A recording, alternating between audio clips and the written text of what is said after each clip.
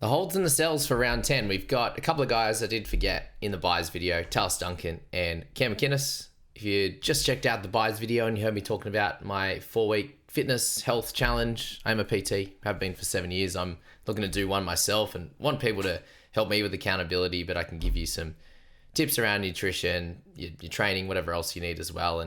And we'll put a bit of a group together. I've got 2 people that reached out and are keen so far in the couple of hours. So that's awesome. I'm at least on the board and I've got to be kept accountable now as well. So if you want to get around that, send me an email down in the description and it's got the details in there as well. So thanks for that, guys. And Talis Duncan, he just got into the edge spot and he keeps it with some movement from arrow into the middle. The problem with Duncan is the fact that he's gone, some good minutes in recent games, but 19 in 58 minutes, 10 in 39 makes it pretty hard to pick. More around the risk of him actually just scoring bad, and we have seen him on the edge do some good work, but we've also seen him moved around very regularly, and the chance of him actually scoring poor, even with the position you'd want. So he's fine, but given the round 12 buy coming up, I think you can leave it and pick other guys, even with the lower break even. I'm not going to be able to tell you to jump on a guy that doesn't have a lot of, he's not going to hurt a lot of people if you don't buy him and he has too much downside. Also, Golden State Warriors, I think with 40 odd seconds left, I just had to pause this because I got to go to work pretty soon doing this video, but Steph with the hamstring injury, no. This game, so important to win, so hopefully by the time I finish this, we've got the win. And even if Steph's out for a week, then we can, even if we lose twice, 2-1 wouldn't be too bad. But really important. I think we're up 9 or 11 right now, so that's that. But McInnes, I did forget him in the other video as well. Sorry about that. Most of the time I go through the list of who's hot and then guys at the top of my head. So McInnes coming off the big score, he's gone 58-72 the last couple of games, 45-44 before that. So he's 2 low ones into 2 of his highest ones, and really good minutes as well. I think if we can get McInnes anywhere near that high 50s, 60s on a regular basis, he's gonna score really well. Averaging 56 for the year, priced at 53.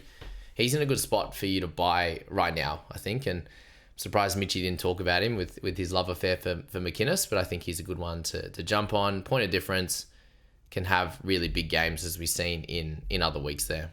The matchups coming up don't bother him, I don't think. It's just more the minutes on the park. Now the holds and sells for round 10. Sandon Smith, 464. I'm going to put out and say if you've got 2 halves for round 12 already, then Sandon Smith is fine to sell. And there is a few percent of people that are selling him after his -2, but he was doing really well before that. Now, I think he can come back and do a decent job, but it is against the Bulldogs and then Cronulla in those next 2 games. So, if you've got Savala and Fogarty or whoever else, then I think you can sell if you already are planning to. Pete Mavzelis, you can hold this week to loop if you're thinking about that, but it does look like it's 3 to 6 weeks out, which I believe is a sell, given it could be longer. If there's a fracture present, there's a bunch of different things there that could be, go wrong there. So I think with Pete, unfortunately, you sell. Start for Toa, 517K out for this week as well. It's probably the final week that he will be out, but I suppose you could hold him for the Rabbitohs clash if he does return the following week, but he's also 517K, and there's other better options that are only, $150 or so thousand dollars extra. If you can go to Garrick, it's 130, and other players that are above that with Carraz and all that. So Stafford's done a great job. We can definitely sell if you still own, like myself. Connor Watson, he's in the boat of missing a lot of games over the next couple of months. So with Watson, a good, especially when you've got so many out this week, a really easy guy to move on from. Nafahu White, I've been sprouting the hold button for him for a while, and he picked up another really good 53 on the weekend. So hold again with White, get through this week, and use him for round 12, 100% as a mid. Siwa Wong, 624K for him, priced at 46, picked up a 51 on the weekend, and has gone 45, 45, 51. So he's scoring basically the last 3 weeks where he's priced at. We know he has upside. Into the mid-50s, and then that random 80 score. Still hasn't scored a try yet. Only has 1 line break. He has 2 try assists for the year. So there's lots of improvement to potentially come. 34 tackles. We want that at a minimum for him, and hopefully a world where we can get back to 54 at some stage. So I'm holding personally for now. If something happens or if he plays poor round 11 and I want to sell for 12, then that would be fine. But for now, he's doing his job. He's almost keeper level. He's averaging 51. It's fine. Nwangani Tawaze scoring really nicely since moving to the wing as well, 48 and 45 following a 56. He hasn't gone under 40 since round 3. And yes, has missed a couple of games, but yeah, absolutely crushing it. Lowest score of 34. So you can't sell him priced at 39 when he hasn't gone under 40 for ages. Stick with him in your side. Jackson Purdue at 545k. He's priced at 41 now, averaging the exact same. So with Jackson, similar situation to Stafford. They've done an incredible job. They're averaging in the 40s. It's a little bit under keeper status. He doesn't play around 12. He's got a better situation than Stafford because he does play 15. But you do need to look at scoring over the long run. And he's had, yes, 3 good games in there. 50, 61, and 71. It all involves tries, doubles. He's actually scored, 5 tries in the last 4 weeks and 7 tries for the season. So he's gotten good ball that way and will continue to get good footy. But yeah, do you want to sell him? Missing round 12, and there's so many good centres that play round 12 and 15, like, Lucas and Garrick and these types of guys. So I understand the sell, but holding is fine too. Angus Crichton down to a 668 price point. He's coming off back-to-back really low scores, and with the bye this week, do you want to hold him for the Dogs clash where he could lose money as well, and then you are selling for round 12? That's where I think that Crichton can be sold.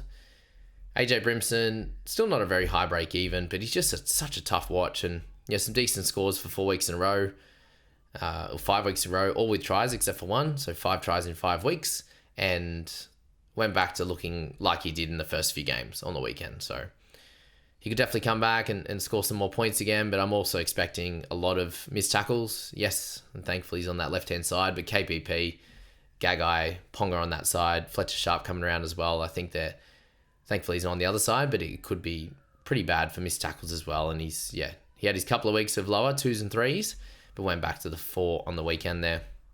Sorry, 4 the week before and 5 last week with low tackle numbers. So yeah, not exciting. You can hold, but I don't rate him as a hold anymore. Isaiah Yeo at 801. The break-evens are 73, so if he lobs at another 50, then we'll be sad. But if he goes back to like the 60 or 65 or something like that against the Cows this week, then he doesn't lose much money. He gets you a good score, and then he can sell next week. I'm probably looking to sell next week. I won't move him on this one. There's too many guys out, and yeah, that's my theory there. Thomas Jenkins at 412.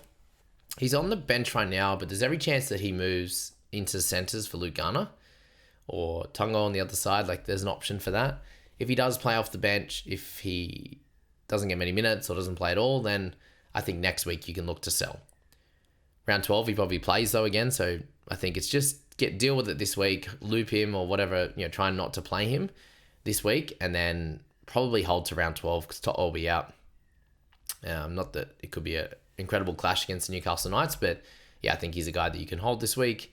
I forgot to mention the team list video. Sam Tuivasa is actually out this week, so I know he had the head knock and went off, but come back and did play the 25 minutes and did pretty well there for 29 points. So if you did buy, a little bit annoying, but at 290k, I can't see, there's other little cheapies to go to, but there's probably also a bunch of guys that you can sell.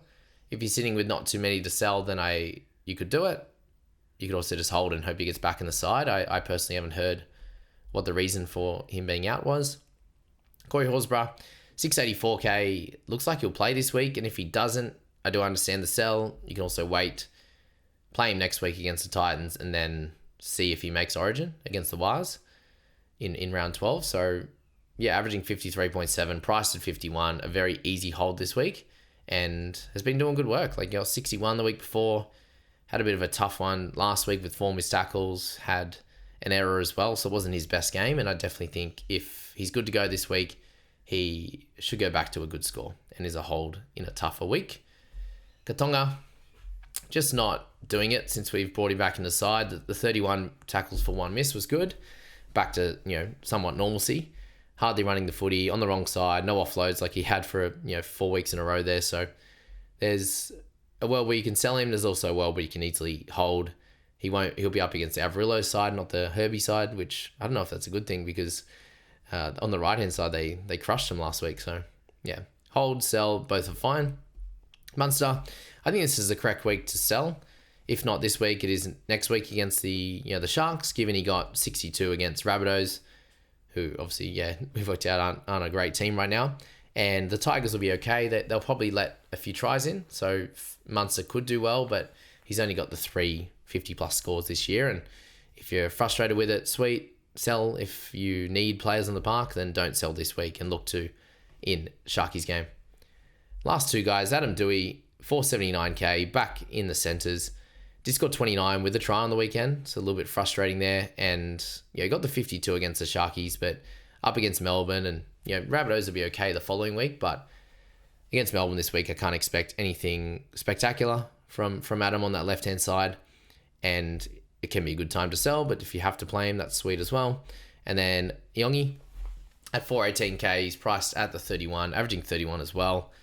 It was okay on the weekend, 32, did pick up the 1 line break, 4 tackle breaks, but still a few errors. 200 metres was nice, and hopefully that continues this week against the Finns, and he can do some good work. But I'll be likely holding and looping. We'll see if we keep with him all the way through to round 12, but at the moment, I think he can easily hold. If you want to sell, fine, but hold's good as well. Hopefully with Moses, he can continue to improve and, could have a fun one against the Finns and Newcastle this week. Like, both those teams are, letting some tries in and not going particularly well right now. So it's a fine hold there. That's the holds and the sells.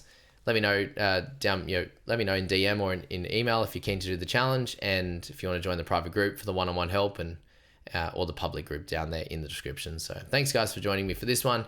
Hope to see you in the next few videos over tomorrow and getting set for that Thursday night game. We're back in action for Thursday night games.